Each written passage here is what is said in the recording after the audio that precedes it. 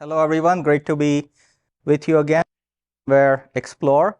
I'm Prashant Gandhi. I'm with the Networking Security Business Unit, responsible for the AVI or the Advanced Load Balancing Product Management, and my co-presenter Nathan McMahon. Also with us will be co-presenting for second half of this session. Just a quick disclaimer that no one should be, making purchasing decisions based on any products or capabilities that are to be delivered in the future. And with that, let me kind of just quickly go over the agenda.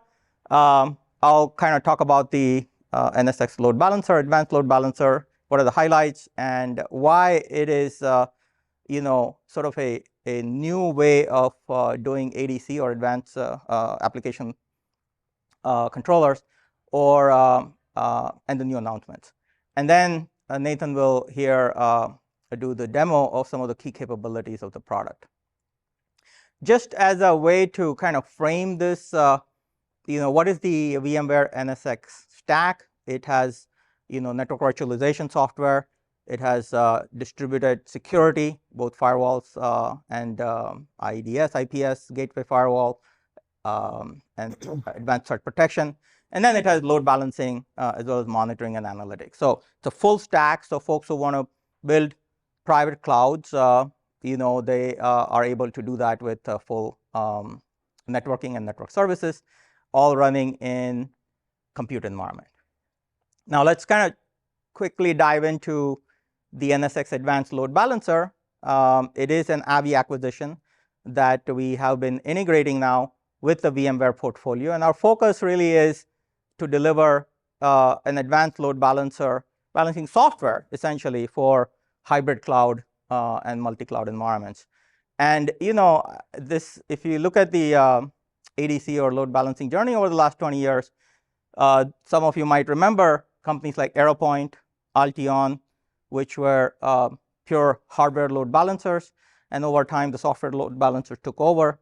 And today, if we look at the landscape, again, mostly we see very hardware-centric appliances.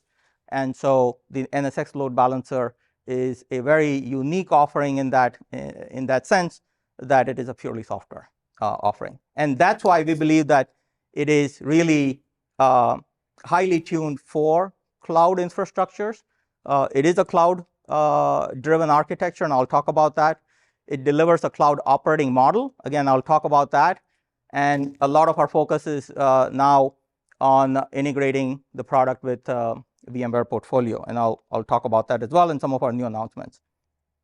What do we deliver, right? At the end of the day, we deliver simplicity to the infrastructure teams, the networking teams who manage load balancers, operate load balancers.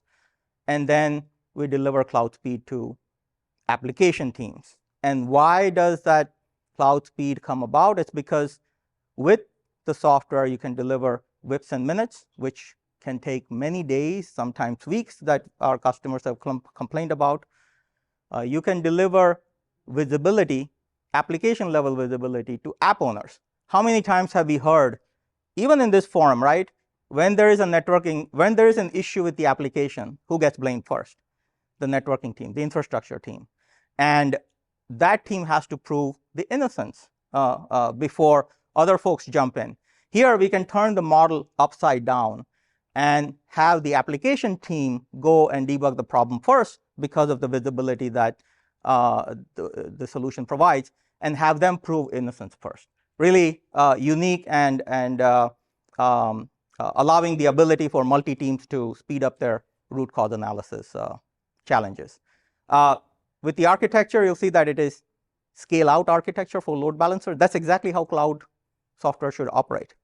It should auto-heal, and that's what the AVI load balancer provides. And huge reduction in the number of devices that one can manage. Now, the question is, how does one deliver this, right? It has to be an architectural approach. You can't take what's been there for past 10, 15, 20 years, SIEM architecture, and lift and shift into a cloud environment or make it a software. That's like taking hardware and making it hardware. That's not really an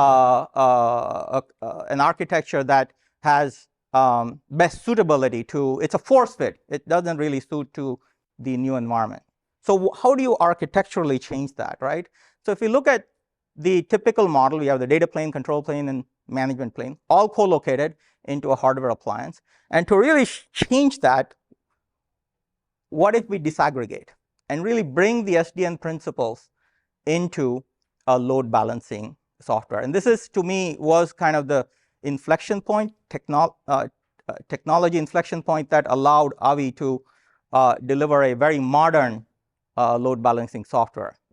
And once you do that, now you have an opportunity to have a controller that manages a whole bunch of load balancers completely under the control of the controller, which means the number of managed load balancers you have reduced by 10x, 20x, depending on the size of your environment. So you could have 200 load balancing appliances that could turn into 20 Avi controller-based load balancers. And so now you're upgrading only 20 instances. You're only managing 20 instances. So 10x to 20x reduction that you can get in the number of appliances you're managing. Massive, operational simplification. Upgrades, I mean, we have heard customers say their legacy load balancers, they keep upgrading all year long, right? Because there are many hundreds of them. And all of that complexity and operational time that goes into doing mundane things go away. So with this architecture now, there are a bunch of benefits that automatically come because you have disaggregated the stack, making the data plane separate from the control and the management plane. What can the controller do? If it sees that traffic to a particular VIP is suddenly increasing, it can instantiate new load balancers, so auto scale out.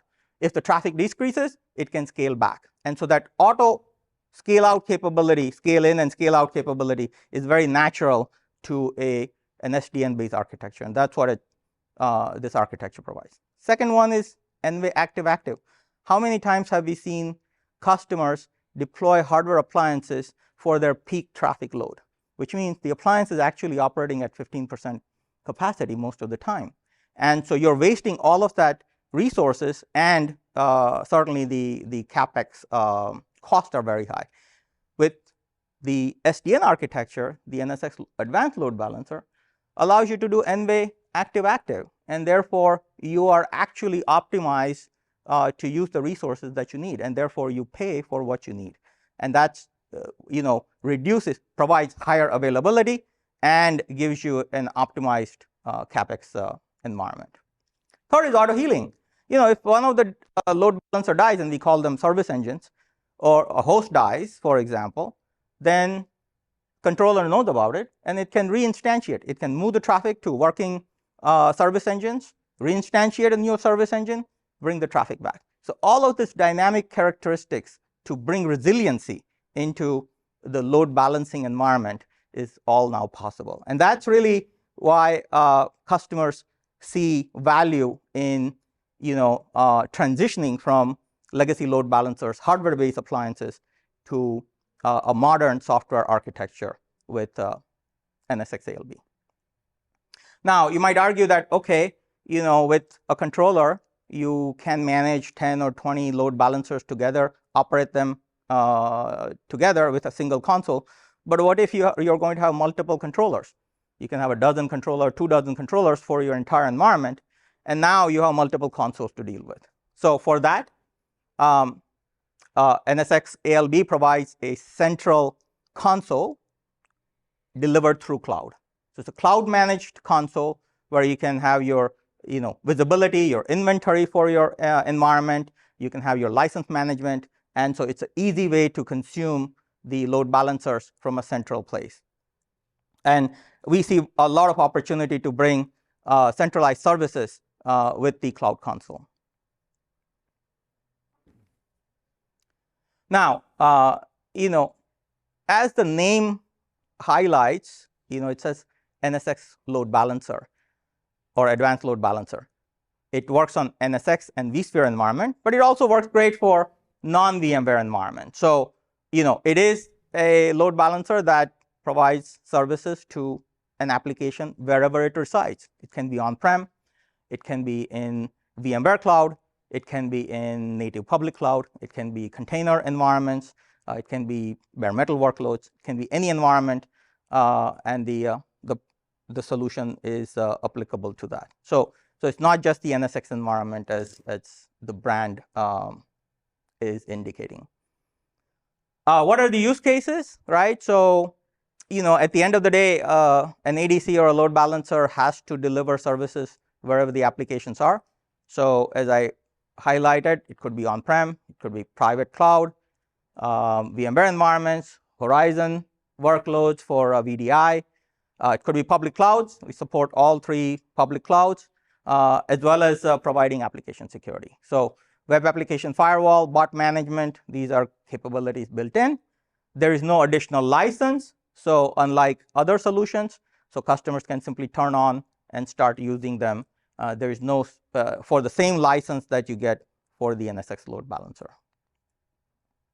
This is an example of a customer, large customer who has transitioned to the NSX Advanced Load Balancer. So they replaced, nearly 75 or 74 legacy load balancers, a whole bunch of global load balancers, 10,000 WIP migrated, lots of DNS services migrated.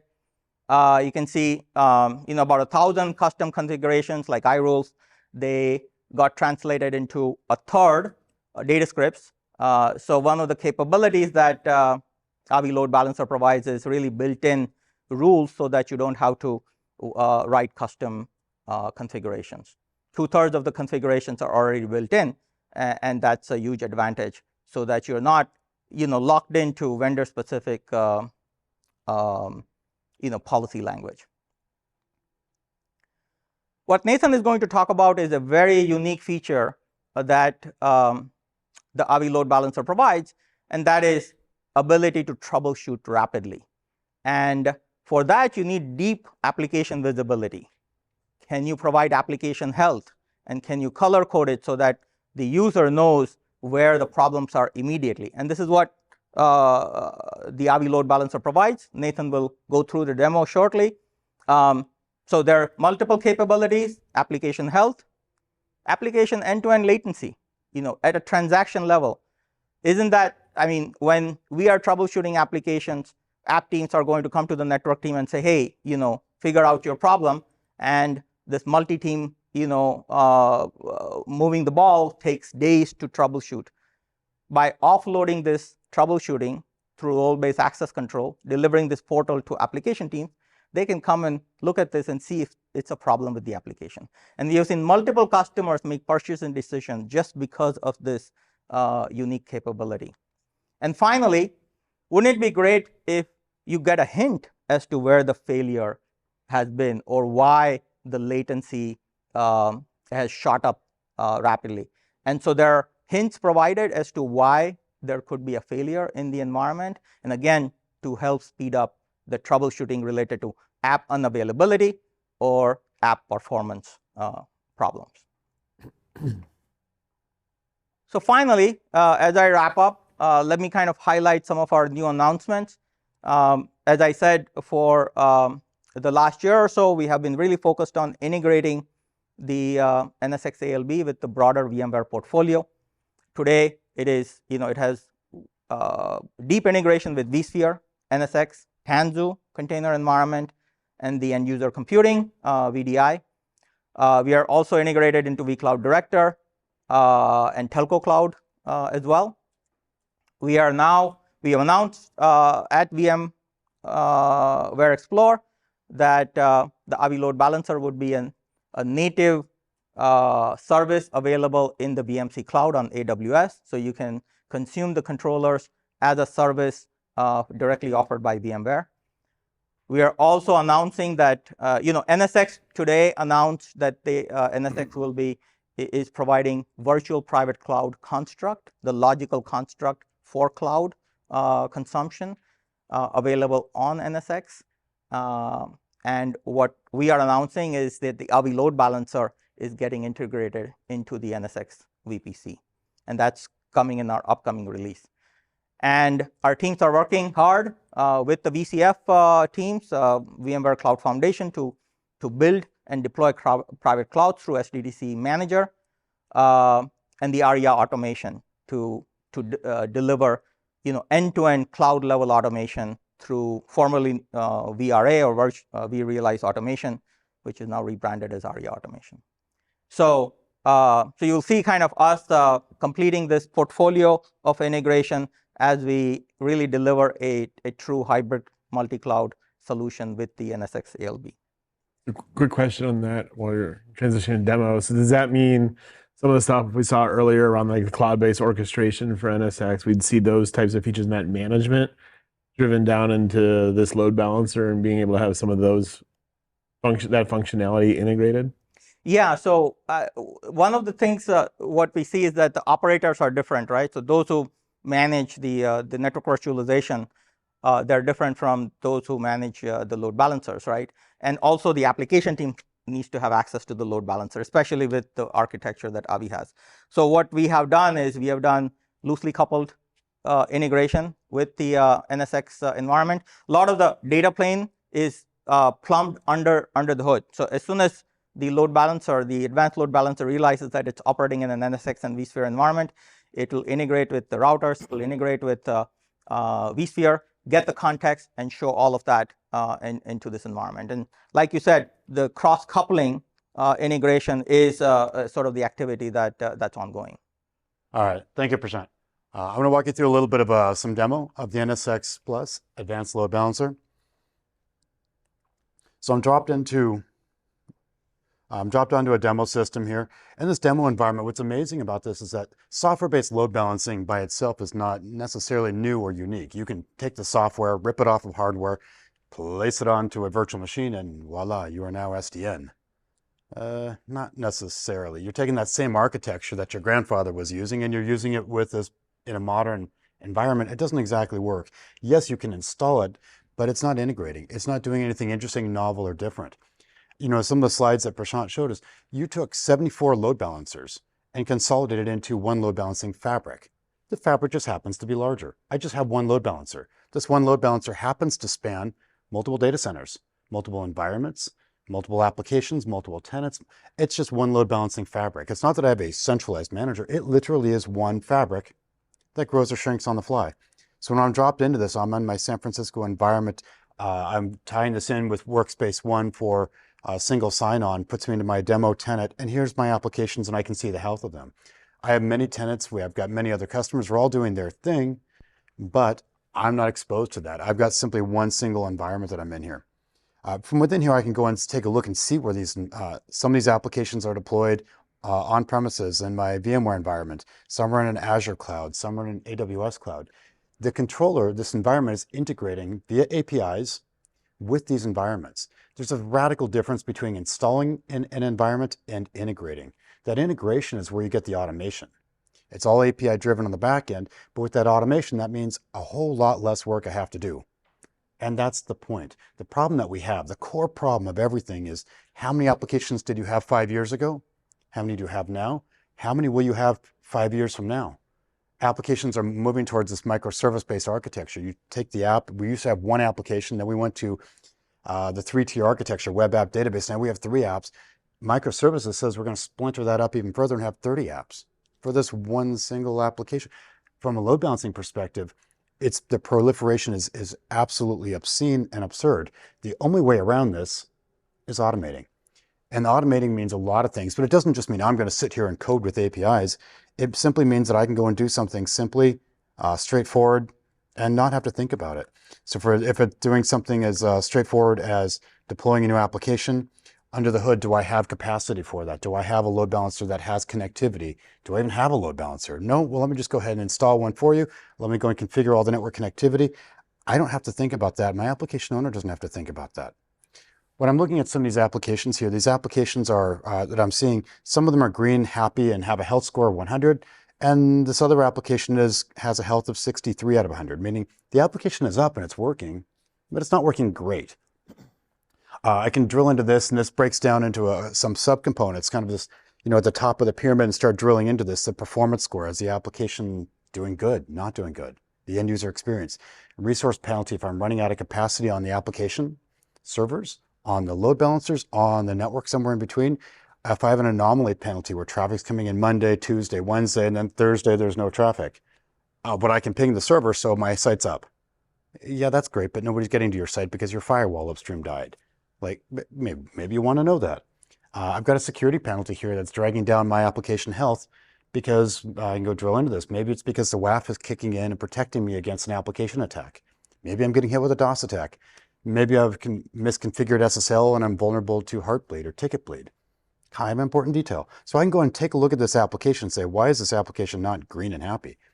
From here, I can drill in and understand the end user experience. Our default view of the world is not bits and bytes and packets per second. That's a traditional legacy load balancing. You've pushed 7 trillion packets since this load balancer was turned on a decade ago. Like, what do I do with that information? This is showing that the end user experience is how long it took for an application, for a client to access your application.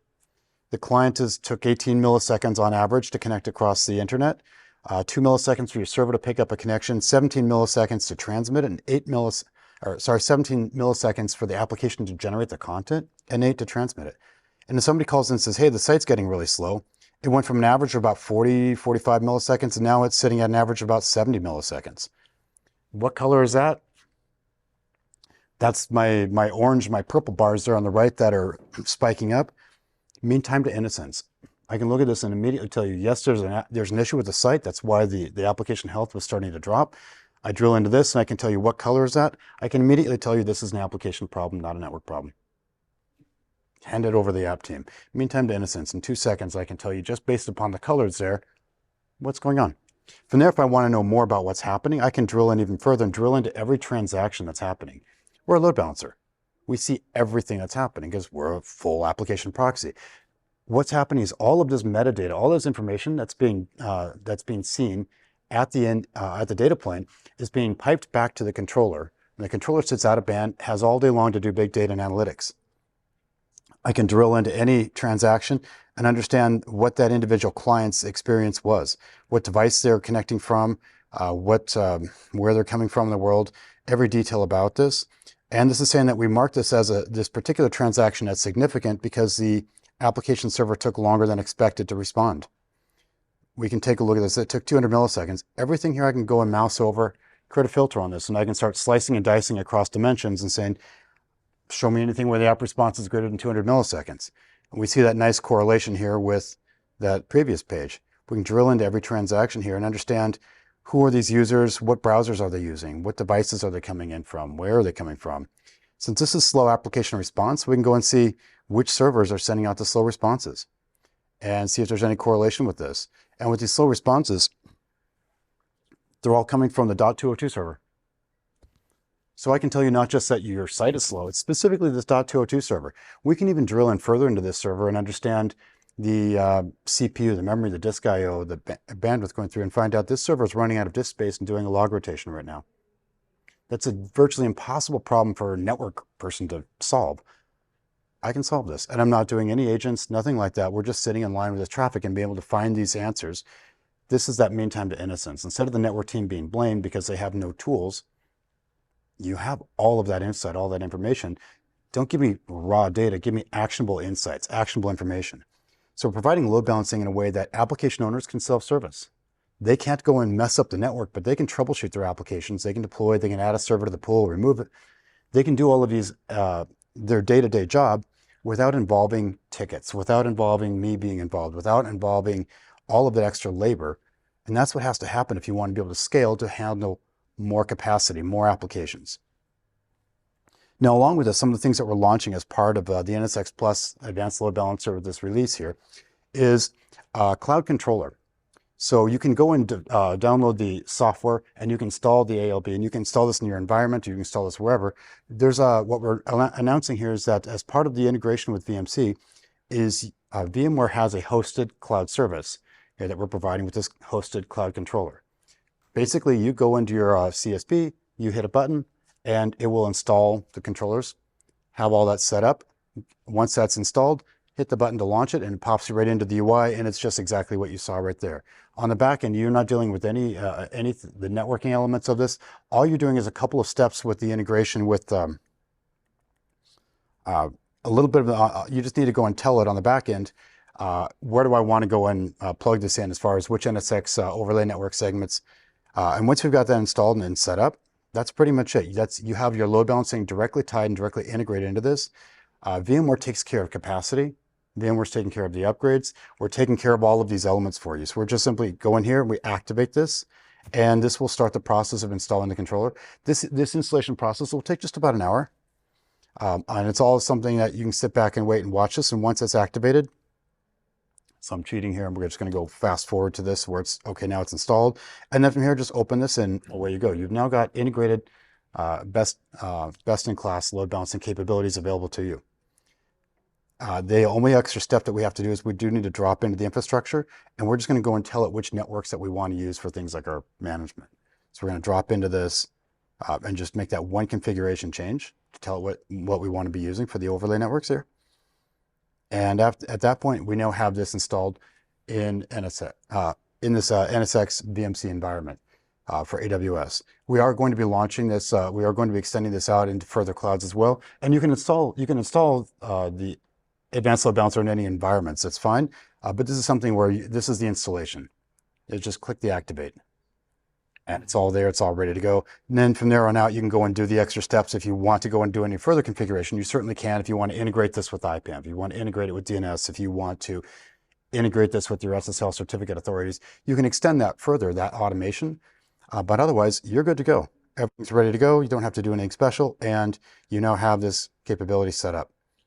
Any considerations during that, since we skipped the install process for time, Yep. which makes sense. Any considerations there? Any impact to? That was the install process. That was the install process. We skipped the fact that on the back end, what happens is it's processing while it's actually doing the installation itself and loading that virtual machine's firing up. But otherwise, no, that's all being done. That's all being no impact to users. correct. Cool. And that's all being done. Now the service engines, the data plane components are going to be installed in your VMC, in your environment. But that's about it. So that's going to be deploying these service engines. If we need more capacity, we'll install more. If we need less, we'll shrink all the self-healing, all of the end-way capacity, all of that's happening. So that was it. Awesome. Cool. In addition to this, we're also we're rolling more into this with the Cloud Console. With the Cloud Console, that's where, as Prashant had mentioned, we have that ability to take some of these capabilities.